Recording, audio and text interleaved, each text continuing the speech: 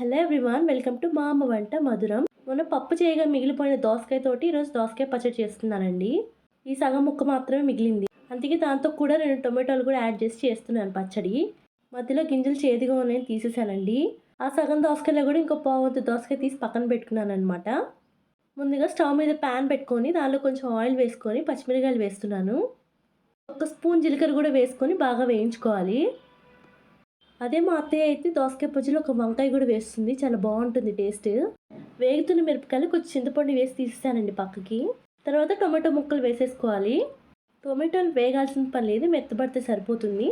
దానిలోని కొంచెం కొత్తిమీర కూడా వేస్తున్నాను.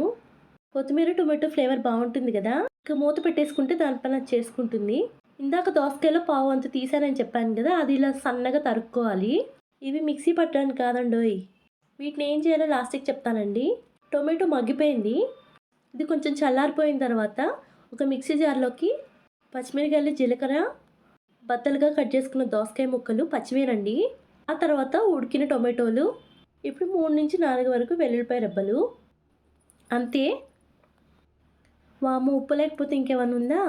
అందుకేనేమో మరి ఉప్పు అన్నీ వేసి చూడు, నన్ను వేసి చూడు అంటుందంట. మరి మీగలా గ్రైండ్ చేసుకోకూడదండి. ఇప్పుడు తాలింపు వేసుకోవాలి. అదే ప్యాన్లో కొంచెం ఆయిల్ తీసుకుంటున్నాను. మళ్ళీ వేరే ప్యాన్ ఎందుకు, అనవసరంగా అంట్లు పడతాయి. శనగపప్పు, చాయ్ మినపప్పు, ఆవాలు, ఆ తర్వాత జీలకర్ర, ఇప్పుడు కరివేపాకు, మిరపకాయలు కూడా బాగా వేగిన తర్వాత ఇంగువ కూడా వేస్తున్నాను. అంతే అండి, తాలింపు అయిపోయినట్టే. ఇప్పుడు గ్రైండ్ చేసుకున్నది మొత్తం దీనిలో వేసేస్తున్నాను. పచ్చడి మొత్తం తాలింపులో వేసి బాగా కలిపిన తర్వాత ఇందాక సన్నగా తరిగి పెట్టుకున్న ముక్కలు ఉన్నాయి కదా, దోసకాయ ముక్కలు, ఇవి కూడా వేసి బాగా కలుపుకోవాలి. ఇవి తినేటప్పుడు పంట కింద పడి చాలా బాగుంటుందండి దోసకాయ ముక్కలు.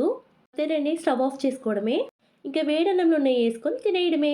మీరు ఎలా చేసుకుంటారు కమెంట్ చేసేయండి. అలాగే సబ్స్క్రైబ్ చేసుకొని thank you for watching. Bye.